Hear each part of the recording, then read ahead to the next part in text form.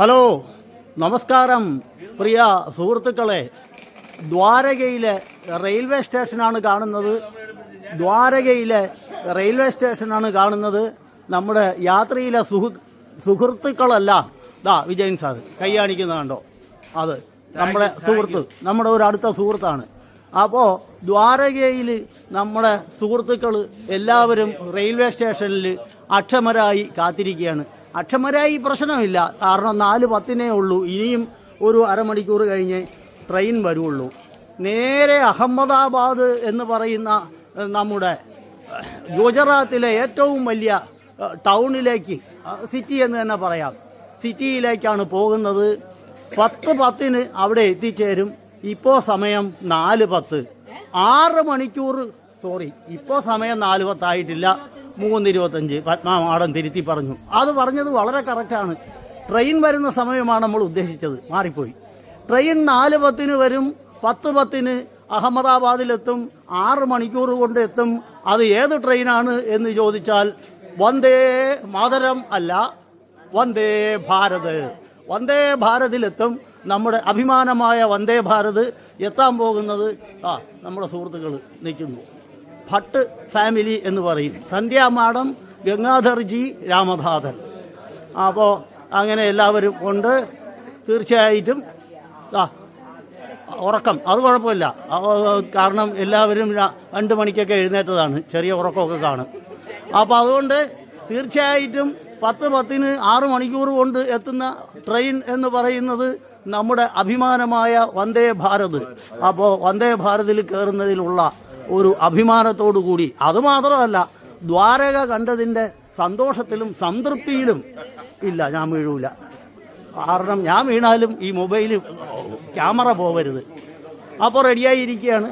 അപ്പോൾ ഞങ്ങളുടെ 3 പേരുടെ ടിക്കറ്റാണ് ഒരുമിച്ചുള്ളത്. ശശിധരൻ സാറ്, ഞാൻ, അദ്ദേഹത്തിൻ്റെ ഭാര്യ ഗീത, ഇത്രയും പേര് C7 കയറുകയും ബാക്കിയുള്ളവരെല്ലാം C5, ബാക്കിയുള്ളവരല്ല, ഒരു പകുതിയോളം പേര് C5,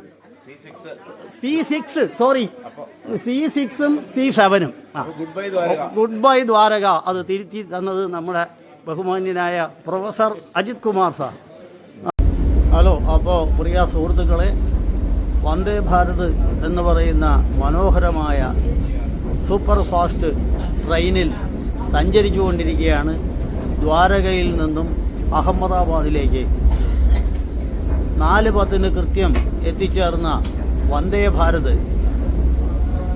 10:10 6 മണിക്കൂറിന് ശേഷം അഹമ്മദാബാദിൽ എത്തും എന്ന് പ്രതീക്ഷിക്കുന്നു. അപ്പോൾ പ്രിയ സുഹൃത്തുക്കളെ, വന്ദേ ഭാരതിലെ വളരെ മനോഹരമായ സീറ്റുകൾ കാണാം. ഇതിൽ ഇരുന്ന് യാത്രയാണ്. ഇതിൽ എല്ലാ ബോഗിയും പരസ്പരം സഞ്ചരിക്കാൻ സാധിക്കും. AC ആണ്.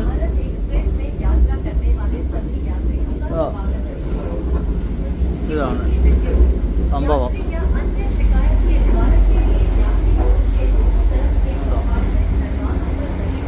വാതിൽ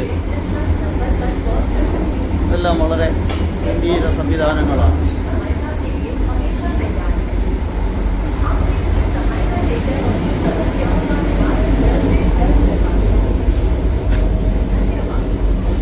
ടിക്കറ്റ് പരിശോധകനാണെന്ന് തോന്നുന്നു അവിടെ നിന്ന് വരുന്നത്. ഓക്കെ.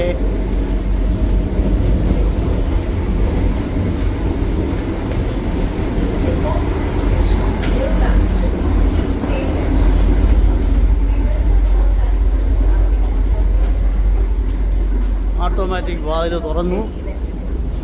C7 ബോഗിയിലേക്ക് കയറി. നമ്മുടെ സുഹൃത്തുക്കളെല്ലാം വളരെ റിലാക്സ് ചെയ്തിരിക്കുകയാണ്. അപ്പോൾ ഇനി 10:10 എത്തിച്ചേരും അഹമ്മദാബാദിൽ. ഓക്കെ. ഇനി ഭക്ഷണമൊക്കെ കഴിക്കാം. ഇനി സമാധാനമായിട്ട് നമുക്ക് അവിടെ ഇരുന്ന് ഭക്ഷണമൊക്കെ കഴിച്ച് മുന്നോട്ട് പോകാവുന്നതേ ഉള്ളൂ. ഹരിദാസ് സാറ്, അമിത മാഡം, അപ്പുറത്ത് രമാദേവി ചേച്ചി. ഹലോ പ്രിയ സുഹൃത്തുക്കളെ, നമ്മുടെ ട്രെയിൻ രാജ്കോട്ട് സ്റ്റേഷൻ പിന്നിട്ട് മുന്നോട്ട് നീങ്ങിക്കൊണ്ടിരിക്കുകയാണ്. വന്ദേ ഭാരത് ഫ്രം ഓഖ ദ്വാരക ടു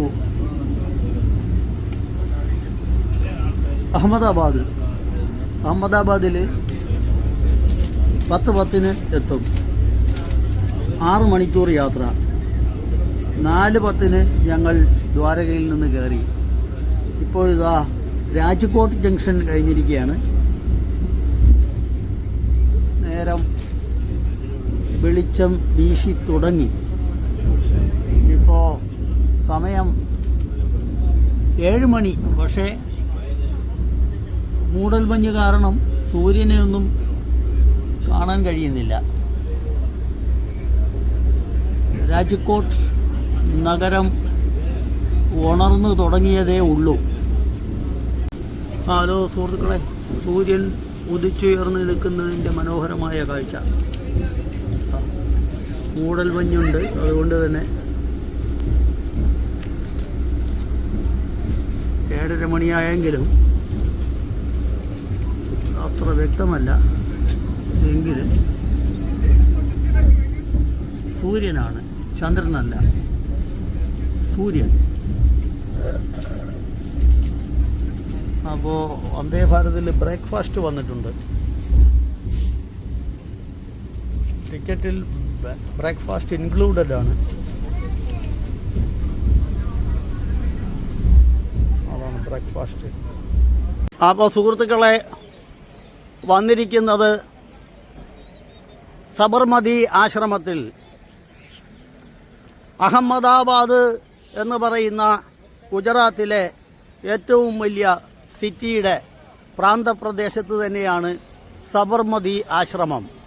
ഇതിൻ്റെ ഏറ്റവും വലിയ പ്രത്യേകത ഗാന്ധിജി ഇവിടെ ഏറെക്കാലം താമസിച്ചിരുന്നു എന്നുള്ളതാണ്. ഇവിടെ ഒരാശ്രമം സ്ഥാപിച്ച് ഗാന്ധിജി ഹൃദയ് കുഞ്ച് എന്നെഴുതിയിരിക്കുന്നു. ഹൃദയ് കുഞ്ച് എന്ന് പറയുന്നത് ഗാന്ധിജി താമസിച്ച ആ വീടാണ്. സബർമതിയിൽ ഗാന്ധിജി താമസിച്ച വീടാണ് ഹൃദയ് കുഞ്ച്. അപ്പോൾ ഒരു വ്യാഴവട്ടക്കാലം എന്ന് പറഞ്ഞാൽ 12 വർഷം ഇവിടെ താമസിച്ചു. നമ്മുടെ ഇന്ത്യ ചരിത്രത്തിൻ്റെ, ഇന്ത്യയുടെ സ്വാതന്ത്ര്യ സമര ചരിത്രത്തിൻ്റെ നിർണായകമായ ഒരു ഏട് സംഭവിച്ചത് ഇവിടെ വച്ചാണ്, ഈ സബർമതി ആശ്രമത്തിൽ. ഇവിടെ നിന്നാണ് ദണ്ഡി യാത്ര പുറപ്പെടുന്നത്. ഇവിടെ നിന്നാണ്. അങ്ങനെ പ്രധാനപ്പെട്ട തീരുമാനങ്ങൾ, രാഷ്ട്രീയ തീരുമാനങ്ങൾ, സ്വാതന്ത്ര്യ സമര ചരിത്രത്തിൻ്റെ ഭാഗമായി വേണ്ടതായ തീരുമാനങ്ങൾ, എടുത്തതായ തീരുമാനങ്ങളെല്ലാം സംഭവിച്ചത് ഈ സബർമതി ആശ്രമത്തിൽ വച്ചാണ്. ഇവിടുത്തെ 12 വർഷക്കാലത്തെ താമസത്തിനിടയിലാണ്. നമ്മുടെ സുഹൃത്തുക്കളെല്ലാം ഇത് കാട്ടിയതിൻ്റെ അഭിമാനത്തിൽ പോകുന്നത് ആരെന്ന് നോക്കിക്കൊള്ളണം. നമ്മുടെ ടൂർ മാനേജർ വിജിത്ത് അങ്ങ് പോയി. പുള്ളിക്ക് തിരക്കാണ്, അത്രയ്ക്കുള്ള സമയമേ ഉള്ളൂ. ഗോപാലകൃഷ്ണൻ സാർ നമസ്കാരം. ഇന്ന് വിട പറയുകയാണ്. ഓക്കെ കൃഷ്ണൻ സാർ നമ്മുടെ കൃഷ്ണൻ, ഒരു കൃഷ്ണൻ, അത് ഗോപിനാഥ്, ഇതെല്ലാം ഒന്ന് തന്നെയാണ്, ചെറിയ വ്യത്യാസമേ ഉള്ളൂ. ഇത് എവിടെയാണ് സാർ പോയത്? നമ്മൾ അങ്ങോട്ട് വന്നതേ ഉള്ളൂ. അങ്ങോട്ട് തന്നെ അല്ലേ? പോയാൽ മതി. ശരി, പോയാൽ മതി എന്നവർ പറഞ്ഞു. അപ്പോൾ അതുകൊണ്ട് നമുക്ക് പോയി വരാം. അങ്ങോട്ടാണല്ലേ? ഹലോ. കണ്ട് ഇതിൻ്റെ ചാരിതാർത്ഥ്യത്തിൽ വരുന്ന സുഹൃത്തുക്കളെ കാണാം. വരുന്നു. ശാന്തി. രമ. Sorry madam. അപ്പോൾ എങ്ങനെയുണ്ട്? ആണല്ലേ?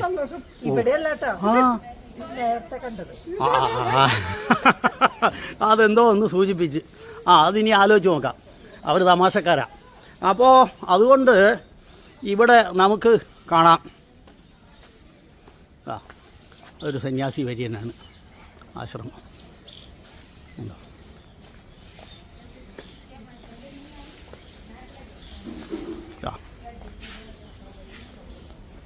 അമീത മാഡം എങ്ങനെയുണ്ട് നമ്മുടെ ആശ്രമ പരിസരം? ശാന്തം, സുന്ദരം. തീർച്ചയായും ഒരു DD ആയിട്ട് റിട്ടയർ ചെയ്തതുകൊണ്ട് തന്നെ തീർച്ചയായും മാഡത്തിൻ്റെ വാക്കുകൾക്ക് വളരെ വളരെ വിലയുണ്ട്. അപ്പോൾ അത് നമുക്ക് കണ്ടിട്ട് വരാം. Okay, bye.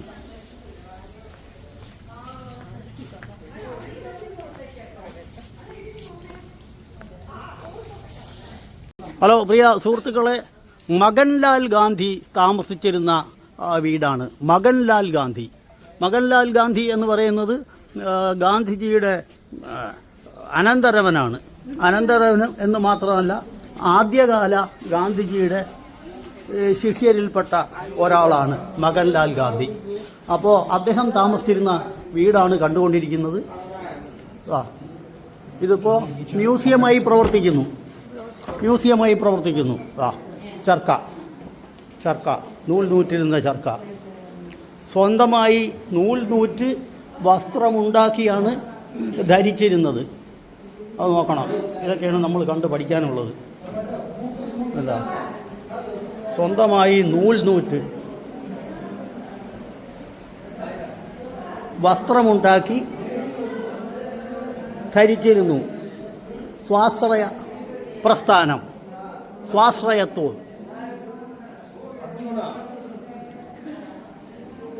Self Reliance, self dependency. അപ്പോൾ അതാണ് സംഭവം. അപ്പോൾ അതാണ് നമ്മൾ കയറി വരുമ്പോൾ തന്നെ കാണുന്ന കാഴ്ച. ഇനി നമുക്ക് മറ്റ് കാഴ്ചകളിലേക്ക് പോകാം. ഓക്കെ. ഹലോ പ്രിയ സുഹൃത്തുക്കളെ, സബർമതി നദി, പ്രസിദ്ധമായ സബർമതി നദി ക്രിസ്റ്റൽ ക്ലിയർ വാട്ടറാണ്. പൊല്യൂഷൻ ഇല്ല, പ്ലാസ്റ്റിക്കുകൾ വലിച്ചെറിഞ്ഞിട്ടില്ല. അപ്പോൾ ഇതൊക്കെ നമുക്ക് കണ്ടുപഠിക്കാവുന്നതാണ്. ഈ സബർമതി നദിയുടെ തീരത്താണ് സബർമതി ആശ്രമം. അപ്പോൾ വളരെ പ്രകൃതി രമണീയമായ മനോഹരമായ സ്ഥലമാണ് നമ്മുടെ മഹാത്മജി ആശ്രമം സ്ഥാപിക്കുന്നതിന് വേണ്ടി സ്ഥാപിച്ചത്. അപ്പോൾ ഇവിടെ ആശ്രമം സ്ഥാപിച്ച് ഇവിടെ ജീവിക്കുന്ന അവസരത്തിൽ തന്നെ അദ്ദേഹത്തിന് ദണ്ഡിയാത്ര നടത്താൻ അവസരമുണ്ടായി. അപ്പോൾ പ്രധാനപ്പെട്ട സ്വാതന്ത്ര്യ സമരവുമായി ബന്ധപ്പെട്ട തീരുമാനങ്ങൾ എല്ലാം എടുക്കുന്നത് ഈ സബർമതി ആശ്രമത്തിലെ ഒരു വ്യാഴവട്ടക്കാലത്തെ ആ വാസത്തിനിടയിലാണ്. സുഹൃത്തുക്കളെ, വളരെ മനോഹരമായ ആശ്രമ പരിസരങ്ങളാണ്. വളരെ മനോഹരമായ ആശ്രമ പരിസരങ്ങൾ അതൊക്കെയാണ് കാണാനുള്ളത്. അപ്പോൾ നമ്മൾ വിശാലമായ ആശ്രമ പരിസരം, നല്ല തണൽ വൃക്ഷങ്ങൾ. ഇവിടെ ഇപ്പോൾ 11:30 മണിയായിട്ട് പോലും നല്ല കുളിർമയുള്ള അന്തരീക്ഷം, നല്ല മന്ദമാരുതൻ. അപ്പോൾ എല്ലാം കൊണ്ടും പ്രകൃതി രമണീയമായ ഒരു സ്ഥലമാണ് ഈ സബർമതി ആശ്രമത്തിൻ്റെ പരിസര പ്രദേശം. ഓക്കെ. ഹലോ പ്രിയ സുഹൃത്തുക്കളെ, ഹൃദയക്കുഞ്ച് ഇവിടെ എഴുതി വച്ചിട്ടുണ്ട്. ഹൃദയക്കുഞ്ച്. ഈ ഹൃദയക്കുഞ്ച് എന്ന് പറഞ്ഞാൽ മഹാത്മാഗാന്ധി ആക്ച്വലി താമസിച്ചിരുന്ന കെട്ടിടമാണ്. മഹാത്മാഗാന്ധിയുടെ വീടാണിത്. മഹാത്മാഗാന്ധി താമസിച്ചിരുന്നതായ കെട്ടിടം. ഇവിടെ ഒരു മഹാത്മാഗാന്ധിയുടെ ശിഷ്യ ഐശ്വര്യമായിട്ട് ഇവിടെ ഇരുന്ന് നൂൽ നൂക്കുന്നത് കാണാം. ഓക്കെ, കണ്ടോ ഇങ്ങനെ നൂൽ നൂറ്റുകൊണ്ട് സ്വന്തമായി വസ്ത്രമുണ്ടാക്കി ധരിച്ച് ആണ് അദ്ദേഹം ജീവിച്ചിരുന്നത്. അപ്പോൾ അത് സ്വദേശി പ്രസ്ഥാനം, സെൽഫ് ഡിപ്പെൻഡൻസി, സെൽഫ് റിലയൻസ്. അപ്പോൾ അത് ജനങ്ങളെ പഠിപ്പിച്ച മഹാൻ കൂടിയാണ് ഗാന്ധിജി. അവർ ഒന്നും വളരെ കർത്തവ്യ നിരതരാണ്. അവരോടിപ്പോൾ നമ്മൾ സംസാരിക്കാൻ പോയാലൊന്നും അവർക്ക് സമയമില്ല. അപ്പോൾ അതുകൊണ്ട് നമ്മളിത് കണ്ടങ്ങ് പോകുന്നതാണ് നല്ലത്. ഇത് കണ്ടോ, ഇപ്പോൾ ഇത് ഒരു മ്യൂസിയമായി പ്രവർത്തിക്കുകയാണ്. ഗാന്ധിജി താമസിച്ചിരുന്ന സ്ഥലം, ഗാന്ധിജിയുടെ ആത്മാവിൻ്റെ അംശം നിറഞ്ഞു നിൽക്കുന്ന സ്ഥലം, അതാണ് ഹൃദയക്കുഞ്ച്. ഇങ്ങോട്ടിറങ്ങിക്കഴിഞ്ഞാൽ ഇവിടെ ഇങ്ങനെ ഒരു തളമുണ്ട്. കണ്ടോ, തളം.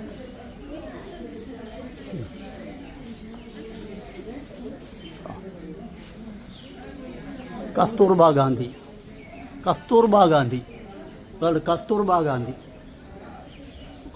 ഗാന്ധിയുടെ ചിത്രം അവിടെ വച്ചിരിക്കുന്നത് എന്തിനെന്ന് ചോദിച്ചാൽ ഇത് കസ്തൂർബയുടെ മുറിയാണ്. അല്ലോ, കസ്തൂർബ താമസിച്ചിരുന്ന മുറി, അത് കാണിച്ചു തരാം.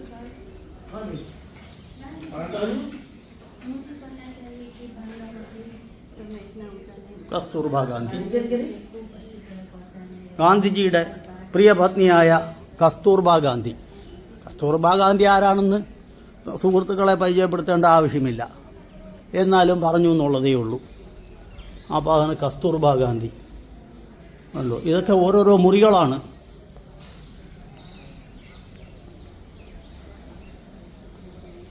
അപ്പോൾ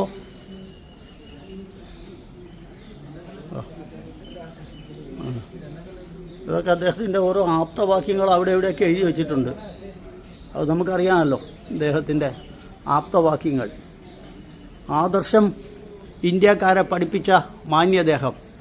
കിച്ചണായിട്ട് ഉപയോഗിച്ചിരുന്ന ഭാഗം. അതാണ് കിച്ചണായിട്ട് ഉപയോഗിച്ചിരുന്ന ഭാഗം.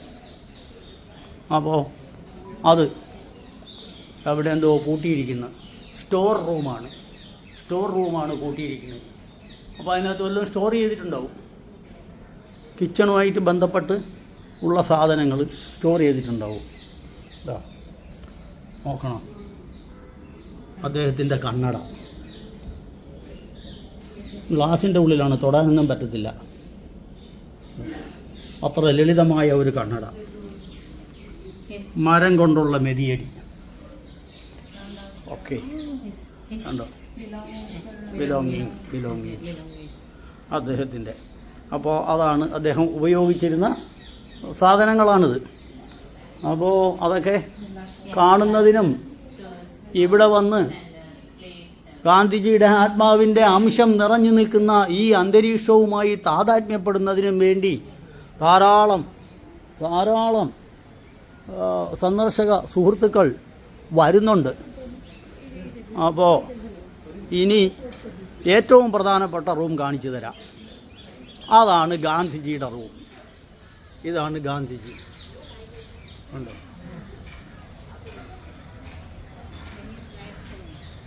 Visitors from India and abroad called Bapu എന്ന് വിളിച്ചിരുന്നു എന്നാണ്. എല്ലാവരും അദ്ദേഹത്തെ ബാപ്പു എന്ന് വിളിച്ചിരുന്നു. നമുക്കൊക്കെ അറിയാവുന്ന കാര്യമാണ്. അപ്പോൾ അത് പൂട്ടിയിട്ടിരിക്കുകയാണ്. അത്രയും പരിപാവനമായ മുറി ആയതുകൊണ്ട് തന്നെ അതവിടെ പൂട്ടിയിട്ടിരിക്കുന്നു. ഗാന്ധിജി ഉപയോഗിച്ചിരുന്ന ചർക്ക ഇതിനിടയിലൂടെ കാണാം. നേരെ കാണാമോ എന്നറിയത്തില്ല. വേറെ ഏതെങ്കിലും ഭാഗത്തുനിന്ന് കാണാൻ പറ്റുമെന്ന് നോക്കാം. ചർക്കയുണ്ട്. അദ്ദേഹം ചാരി ഇരുന്ന പില്ലോയിലിരുന്ന് ചർക്കയിൽ നൂല് നൂറ്റ സംഭവങ്ങളൊക്കെ അവിടെ ഉണ്ട്. അപ്പോൾ വേറൊരു വാതായനത്തിലൂടെ കാണിക്കാം. അപ്പോൾ മെഷിട്ടിരിക്കുന്നതുകൊണ്ട് നേരെ കാണാൻ പറ്റാത്തതാണ്. അപ്പുറത്തൂടെ കാണാൻ പറ്റുമെന്ന് നോക്കാം. അപ്പോൾ അതാണ് ഗാന്ധിജി താമസിച്ചിരുന്ന റൂം എന്ന് പറയുന്നത്. അപ്പോൾ ഇവിടെ നോക്കിയാൽ കാണുന്നുണ്ട്. സുഹൃത്തുക്കളെ, അതാണ് സംഭവം. കണ്ടോ, ചർക്ക. അദ്ദേഹം നൂൽ തൂക്കാൻ ഉപയോഗിച്ചിരുന്ന ചർക്ക, അദ്ദേഹം ചാരിയിരുന്ന് അതിന് ഉപയോഗിച്ചിരുന്ന ഭിത്തിയിൽ ചാരിയിരിക്കാൻ ഉപയോഗിച്ചിരുന്ന പില്ലോ, എല്ലാ സംഗതികളും ഉണ്ട്. അപ്പോൾ മെഷീനിടയിൽ കൂടെ വളരെ കഷ്ടപ്പെട്ടാണ് കിട്ടിയത്. ഓക്കെ, അപ്പോൾ രാഷ്ട്രപിതാവായ ഗാന്ധി, നോൺ വയലൻസ് ജനങ്ങളെ പഠിപ്പിച്ച ഗാന്ധി, ഇന്ത്യക്കാരെ പഠിപ്പിച്ച അക്രമരഹിത സമരത്തിലൂടെ എങ്ങനെ സ്വാതന്ത്ര്യം നേടിയെടുക്കാം എന്ന് ലോകത്തിന് കാട്ടിക്കൊടുത്ത ആ മഹാൻ താമസിച്ച എത്രയും ലളിതവും എന്നാൽ സുന്ദരവുമായ, ലളിത മനോഹരമായ, ശാന്തഗംഭീരമായ വീട്. ഗാന്ധിജി രാഷ്ട്രപിതാവ് എന്ന് പറയുമ്പോൾ സുഹൃത്തുക്കൾ വിചാരിക്കും, ഓഹോ അതൊരു പോഷ് കെട്ടിടത്തിൽ ജീവിച്ച മഹാനായിരിക്കുമെന്ന്. അല്ല, കണ്ടോ ഇങ്ങനെയുള്ള ഒരു കെട്ടിടമാണ്. വളരെ സിമ്പിൾ. മാത്രമല്ല ചർക്കയിൽ നൂറ്റ് സ്വയം വസ്ത്രമുണ്ടാക്കി ധരിച്ചിരുന്ന ഗാന്ധിജി തമസിൻ്റെ ലോകത്ത്, അക്രമം നിറഞ്ഞ ലോകത്ത് സത്യത്തിൻ്റെ വെള്ളി വെളിച്ചം പായിച്ചുകൊണ്ട്, ലോകത്തിനെ സമാധാനത്തിൻ്റെ വെള്ളി വെളിച്ചം പായിച്ചുകൊണ്ട് രാവിലെ നാക്ക് തിരിയുന്നില്ല സുഹൃത്തുക്കളെ. അപ്പോൾ വെള്ളി വെളിച്ചം കൊണ്ട് അക്രമത്തിൻ്റെ തമസിനെ കീറി മുറിച്ച മഹാൻ ആ വെള്ളി നക്ഷത്രം ഇവിടെ ജീവിച്ചിരുന്നു. സുഹൃത്തുക്കളെ, ഫ്രീഡം മൂവ്മെൻറ്റുമായി ബന്ധപ്പെട്ട്, സ്വാതന്ത്ര്യ സമരവുമായി ബന്ധപ്പെട്ട് പ്രധാനപ്പെട്ട തീരുമാനങ്ങളെല്ലാം എടുത്തത് ഇവിടെ താമസിക്കുന്ന ഒരു വ്യാഴവട്ടക്കാലത്താണ്. 1918 മുതൽ 1930 വരെ.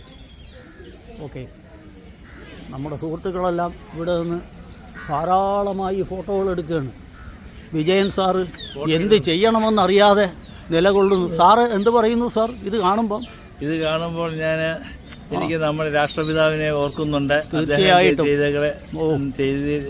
ചെയ്തികളെ പറ്റി നന്ദിയുണ്ട്. അദ്ദേഹം കാരണമാണ് നമുക്ക് ധർമ്മത്തിലും സത്യത്തിലും ഉറച്ചു നിൽക്കാൻ സാധിക്കുന്നത്. തീർച്ചയായും സാർ. അപ്പോൾ ഞാൻ ചോദിക്കുന്നു, ഇനി ഇങ്ങനെ ഒരു മഹാൻ ഉണ്ടാവും എന്ന് തോന്നുന്നുണ്ടോ? ഇനിയും എനിക്ക് തോന്നുന്നില്ല. ഇതുപോലൊരു മഹാന് ഉണ്ടാവാൻ തീരെ സാധ്യതയില്ല. ആദ്യത്തെയും അവസാനത്തെയും ഇങ്ങനെ ഒരു മഹാൻ ഇവിടെ ജീവിച്ചിരുന്നു എന്ന് ഒരു കാലത്ത് പറഞ്ഞു കഴിഞ്ഞാൽ ആരും വിശ്വസിക്കാത്ത രീതിയിൽ അവിശ്വസനീയവും മഹനീയവുമായ ജീവിതം നയിച്ച ഗാന്ധിജി, ഇനി ഇതുപോലെ ഒരു ഗാന്ധിജി ഉണ്ടാകുമോ? ഇല്ല. എന്നെങ്കിലും ഉണ്ടാകുമോ? ഉണ്ടാവുകയില്ല എന്നുള്ളത് തന്നെയാണ് സത്യം. ഉണ്ടാകട്ടെ എന്ന് നമുക്ക് പ്രതീക്ഷിക്കാം എന്ന് മാത്രം പറയുന്നു സുഹൃത്തുക്കളെ. അപ്പോൾ സുഹൃത്തുക്കളെ,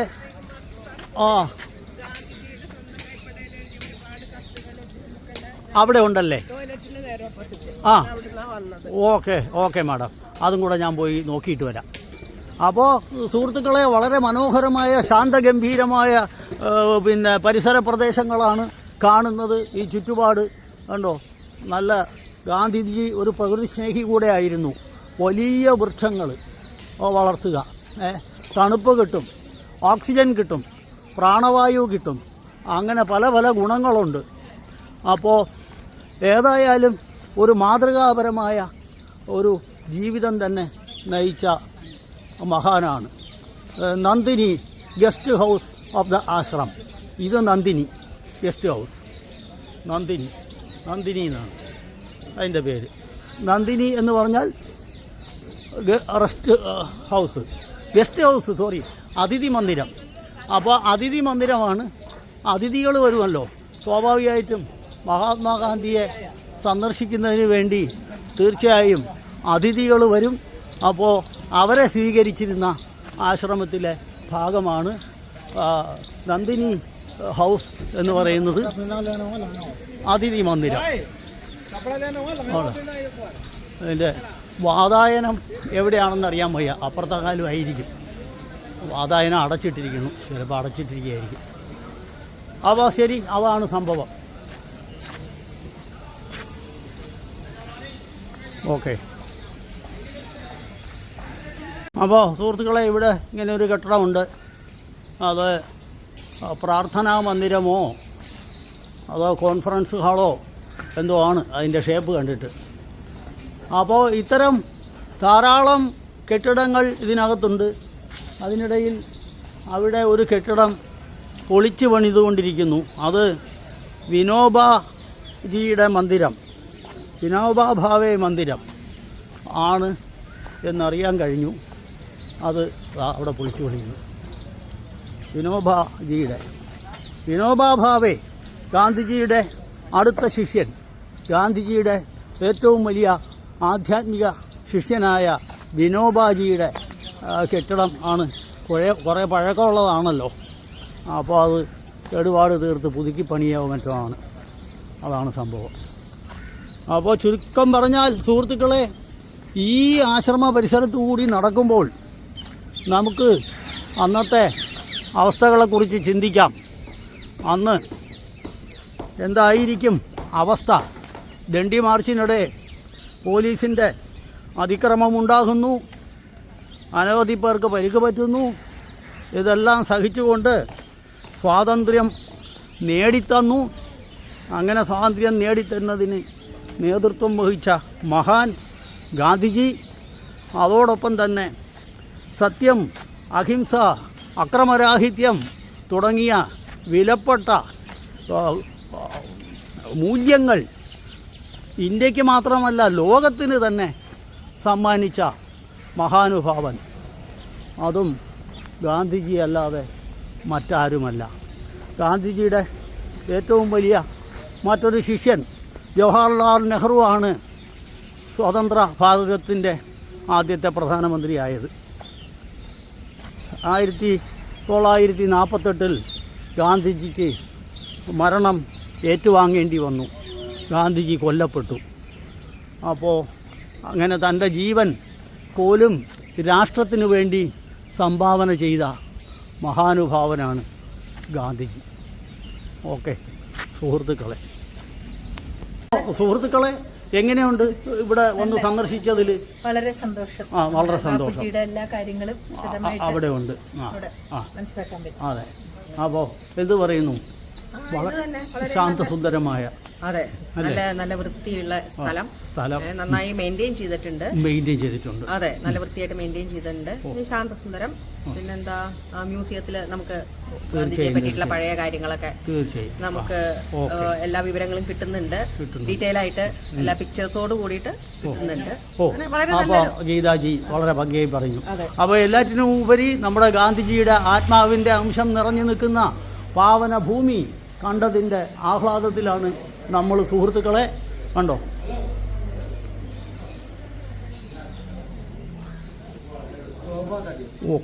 ഓക്കെ.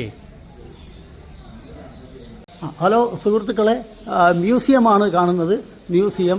അപ്പോൾ ഇത് അത് ശരി 1963 ഓപ്പൺ ചെയ്തതാണ്. അപ്പോൾ ഇത് കാണിച്ച് തരുന്നത് സുരേഷ് പിള്ള, മലയാളിയാണ്, ഇവിടുത്തെ ഇൻചാർജാണ്. ഇത് മൊത്തം ഡിസൈൻ ചെയ്തത് സാറാണ്. സാർ നമസ്കാരം. സുരേഷ് സാർ. ഓക്കെ. അപ്പോൾ സാറ് നമ്മൾക്ക് സഹായിക്കാമെന്ന് പറഞ്ഞു. 1900. Then prime minister Jawaharlal Nehru.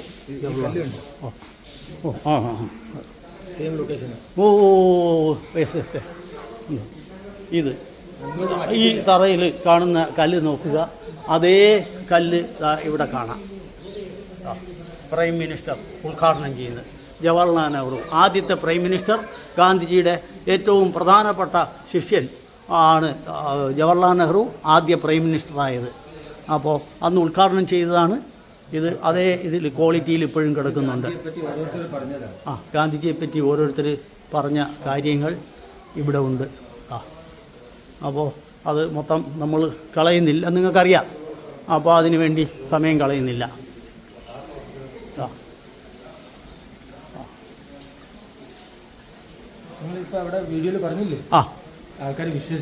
വിശ്വസിക്കില്ല. ആൽബർട്ട് ഐൻസ്റ്റീൻ പറഞ്ഞ ഒരു പ്രധാന പോയിന്റ്. അപ്പോൾ ഞാൻ പറഞ്ഞത് സുരേഷ് പിള്ള സാറ് ശ്രദ്ധിച്ചു. അപ്പോൾ സാറ് പറഞ്ഞതാണ് അത് ആൽബർട്ട് ഐൻസ്റ്റീൻ. ഞാൻ അപ്പോഴത് ഓർത്തില്ല, ഒരു മഹാൻ പറഞ്ഞതാണ് എന്ന് നമുക്കറിയാം. Generations to come it may be will scarce believe that such a honest this ever in flesh and blood walked upon this earth എന്ന് പറഞ്ഞിരിക്കുന്നത് ആൽബർട്ട് ഐൻസ്റ്റീൻ. അതായത് ഇതേപോലെ രക്തവും മാംസവുമുള്ള ഒരു മനുഷ്യൻ ഇവിടെ ജീവിച്ചിരുന്നു എന്ന് ഒരു കാലത്ത് ഒരു പക്ഷേ മനുഷ്യർ വിശ്വസിച്ചേക്കില്ല. അത്ര അവിശ്വസനീയമായ മഹനീയതയുള്ള മഹാനാണ് ആയിരുന്നു ഗാന്ധിജി എന്നാണ് പറഞ്ഞിരിക്കുന്നത് ആൽബർട്ട് ഐൻസ്റ്റീൻ. അപ്പോൾ ഒരു കൊട്ടേഷൻ പ്രധാനമായിട്ട് കാണിച്ചു എന്ന് മാത്രം. ഇതുപോലെയുള്ള ഫേമസ് കൊട്ടേഷൻ പലരും അദ്ദേഹത്തെക്കുറിച്ച് പറഞ്ഞിട്ടുണ്ട്. ഉണ്ടാ ലൈബ്രറി? അവർ പോകാൻ വിളിക്കുന്നു. എന്നാൽ പിന്നെ പോകാം സാർ. ഓക്കെ.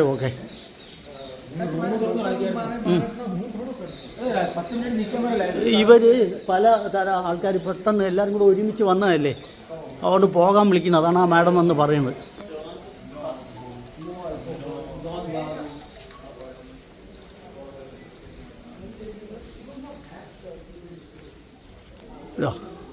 കണ്ടോ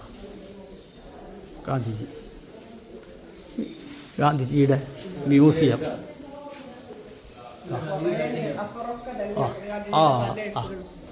ഗാന്ധിജിയുടെ സ്വന്തം കൈപ്പട. അപ്പോൾ അത്ര മനോഹരമായ കൈപ്പട എന്ന് പറയാൻ കഴിയില്ല. വായിക്കാൻ അത്ര എളുപ്പവുമല്ല. അപ്പോൾ അതുകൊണ്ട് നമുക്ക് വിശ്വസിക്കാം ഒരു കാര്യം, മഹാന്മാരുടെ അക്ഷരങ്ങൾ ഇതേപോലെ അത്ര മഹനീയത അത്ര അതിമനോഹരമായിരിക്കില്ല. അതുകൊണ്ട് വികലമായ അക്ഷരങ്ങളുള്ള എനിക്ക് ആശ്വസിക്കാം. എല്ലാ മഹാന്മാരും അത്ര മനോഹരമായ അക്ഷരത്തിൻ്റെ ഉടമയല്ലായിരുന്നു. അതുകൊണ്ട് ഞാൻ മഹാനാവണമെന്ന് വലിയ നിർബന്ധമില്ലല്ലോ. അവിടെ അങ്ങനെ ആയിരുന്നു, ഇവിടെ ഇങ്ങനെ ആയിരുന്നു എന്ന് മാത്രം. Young India editor by Mohandas Karamchand Gandhi 1923 Mohandas Karamchand Gandhi Young India. ഇവിടെ നിന്ന് തന്നെയാണ് ഇത് എഴുതിയിരുന്നത്. അതിനകത്ത് എഴുതിയിട്ട് മോഹൻദാസ് കരംചന്ദ് ഗാന്ധി എന്നാണ് എഴുതിയിരിക്കുന്നത്. അദ്ദേഹത്തിൻ്റെ പേരതാണ് യങ് ഇന്ത്യ. ഓക്കെ. അപ്പോൾ അദ്ദേഹവുമായി ബന്ധപ്പെട്ട ചരിത്രം ഉറങ്ങിക്കിടക്കുന്ന ആണ്. ഇതൊക്കെയാണ് ശരിക്ക് ഇത് ഫോട്ടോ എടുത്തുകൊണ്ട് പോയി സംരക്ഷിക്കേണ്ട സംഗതികളാണ് ഇതൊക്കെ. ഓക്കെ. കസ്തൂർബാജി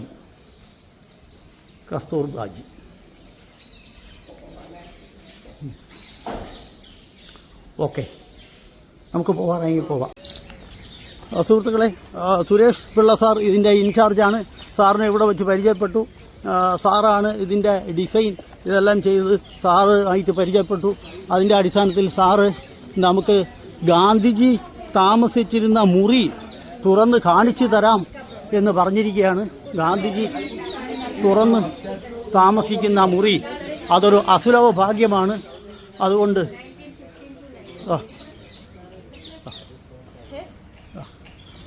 ആ മാഡമാണ് അതിൻ്റെ custodian.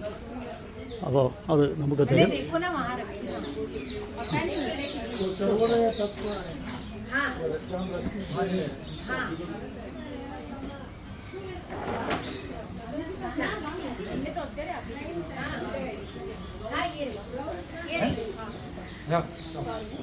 Okay, thank you madam.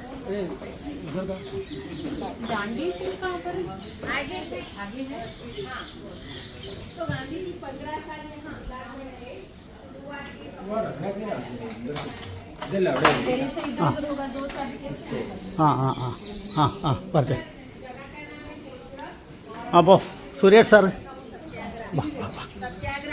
Sir Gandhi താമസിക്കുന്ന മുറി തുറന്ന് കാണിക്കാം എന്ന് പറഞ്ഞു.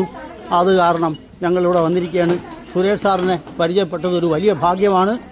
അതുകൊണ്ട് നമുക്ക് ഈ ഒരു അസുലഭ മുഹൂർത്തം സുഹൃത്തുക്കളെ ലഭിച്ചു. ഇതിവിടെ ആർക്കും ലഭിക്കാത്ത ഒരു മുഹൂർത്തമാണ്. ഇത് നമുക്ക് മാത്രം ലഭിച്ചതാണ്. അതിന് സുരേഷ് സാറിനോട് അഗൈതവമായ നന്ദി പ്രകാശിപ്പിക്കുന്നു. ജീവിതത്തിലെ ആദ്യത്തെ ഓക്കെ സാർ. രണ്ട് കൈ കൊണ്ടും എഴുതുന്ന മഹാൻ കൂടെ ആയിരുന്നു. അത് നമുക്ക് സത്യം പറഞ്ഞ ഇതൊക്കെ പുതിയ അറിവുകളാണ്. പലർക്കും അറിയാം. എന്നെ സംബന്ധിച്ച് ഇതൊരു പുതിയ അറിവാണ്. ഇപ്പോൾ ഈ രണ്ട് കൈ കൊണ്ട് എഴുതുമായിരുന്നു എന്നുള്ള കാര്യം. അപ്പോൾ അതൊരു വല്ലാത്ത കഴിവാണ്. അത് എല്ലാവർക്കും സാധിക്കില്ല. അത് വലത് കൈ കൊണ്ട് എഴുതുന്ന മഹത്തുക്കൾ ആൾക്കാർ ഇടത് കൈ കൊണ്ടൊന്ന് എഴുതാൻ ശ്രമിച്ചു കഴിഞ്ഞാൽ മനസ്സിലാവും അതിൻ്റെ ബുദ്ധിമുട്ട് എത്രത്തോളം ഉണ്ടെന്ന്. ഗാന്ധിജി നൂറ്റിരുന്ന ചർക്ക, ജീവിതത്തിൽ ആദ്യത്തെ ചർക്ക. പിന്നെ അദ്ദേഹം ചാരി ഇരുന്ന് മനോഹരമായി റിലാക്സ് ചെയ്തിരുന്ന് 12 വർഷം ഇതിൽ നൂൽ തൂച്ചു. ഗാന്ധി ചവിട്ടിയ കല്ല് ഇവിടെ നിൽക്കുമ്പോൾ ഗാന്ധിജിയുടെ ആത്മാവിൻ്റെ അംശം നിറഞ്ഞു നിൽക്കുന്ന, അദ്ദേഹത്തിൻ്റെ പാദം സ്പർശിച്ച ഈ കല്ലിൽ നിൽക്കുമ്പോൾ അതിൻ്റേതായ അഭിമാനവും എന്താ പറയുന്നത് വാക്കുകൾ കിട്ടുന്നില്ല എന്നുള്ളതാണ്. അപ്പോൾ അത് ഇത് നോക്കൂ. സ്വാശ്രയത്വം ഇന്ത്യക്കാരെയും ലോകത്തെയും പഠിപ്പിച്ച മഹാൻ, ഇടത് കൈകൊണ്ടും വലത് കൈകൊണ്ടും ഒരേ സമയം എഴുതാൻ കഴിഞ്ഞിരുന്ന മഹാൻ. അദ്ദേഹം സ്വാതന്ത്ര്യ സമരം നയിച്ചു, സ്വാതന്ത്ര്യം നേടിത്തന്നു. ഓക്കെ സുഹൃത്തുക്കളെ, ബൈ.